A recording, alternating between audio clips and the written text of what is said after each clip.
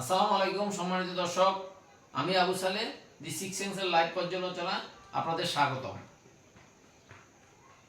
আজকের বিষয়বস্তু হচ্ছে নিজেদের দ্বারা দায়ী বলেন।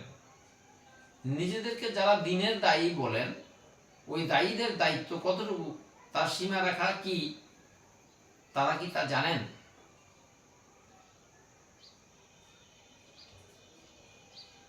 দায়ী বা দায়িত্বশীল, এই কথাটা ছোট হলেও এটার ব্যাপকতা অনেক বেশি।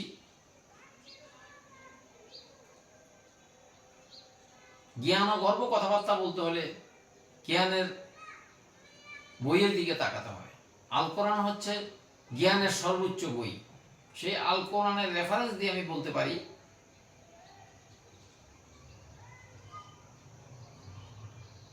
আল্লাহ রাব্বুল আলামিন সূরা ইয়াসিনের মধ্যে বলেছেন, আল কোরআন হচ্ছে যিকরুম মুবিন, অর্থাৎ আল্লাহ বলছে, ওমা আল্লামনাহু শিয়ারা, আমি আপনাকে কবিতা শিখাইনি। আল কোরআনটা যিকরুম মুবিন, পূর্ণাঙ্গ জীবন ব্যবস্থা, কমপ্লিট কোড অফ লাইফ।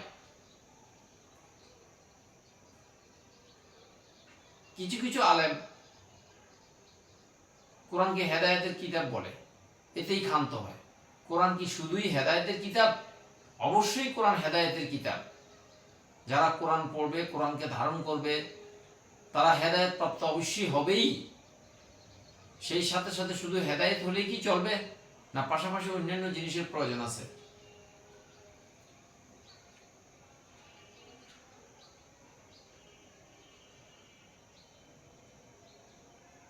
জন্ম থেকে কবর পর্যন্ত, রান্নাঘর থেকে জাতিসংঘ পর্যন্ত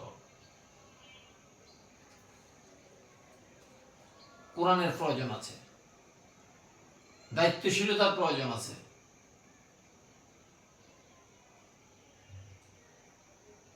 বাংলাদেশের আলেম সমাজ বিভিন্ন বক্তৃতা, ওয়াজ, সভা, সিম্পোজিয়াম, মত বিনিময় সভায় প্রায় বলে থাকেন তারা ইসলামের মা, দ্বীনের দায়ী। তারা অপমানিত বোধ করেন না, রাগ করেন না, হিংসা করেন না, অহংকার করেন না, আল কোরআনের নির্দেশের বাইরে কোনো কাজ করেন না, বা কেউ করলে তার জন্য তারা প্রতিরোধী। সবকিছুই সঠিক ও সুন্দর। সেই সাথে একাত্মতা রেখে বলবো, বাংলাদেশের জনসংখ্যা বিচারে 20 লাখ প্যাথোলজিস্ট লাগবে, 20 লাখ ডাক্তার লাগবে, 1 লাখ মেরিন ইঞ্জিনিয়ার লাগবে, 20 লাখ ভেটেরিনারি চিকিৎসক লাগবে, physiotherapist, psychologist, chemist, software engineer, আন্তর্জাতিক মানের ডিপ্লোমেট লাগবে, স্বাধীনতা ধরে রাখার জন্য 1 কোটি সৈনিক লাগবে, ইকুইপমেন্ট লাগবে, জাতীয় ইত্যাদি অপশনে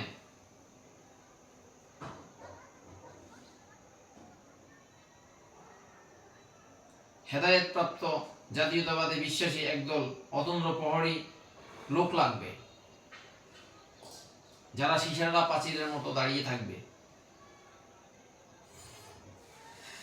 দায়ীর দাবিদাররা কতটুকু প্রস্তুত? সম্মানিত দর্শক, কথা বলা আর কাজের মধ্যে মিল থাকতে হবে, তখনই আসবে সাফল্য। আম মানুষরা গণ্য করবে, মান্য করবে, জাজমেন্ট করবে, এগিয়ে আসবে, সহায়তার হাত বাড়াবে, সবকিছু শেয়ার করবে। অন্যথায় ঘোমটা দিতে গিয়ে নিচের কাপড় বেশি উপরে উঠে যাবে, আওয়াজ হবে বকওয়াজ। মানুষ ও বিরোধী মন্তব্য করতে গিয়ে বলবে প্রভুপাদ। সম্মানিত দর্শক, আজকের জন্য শুভেচ্ছা রইল নিরন্তর।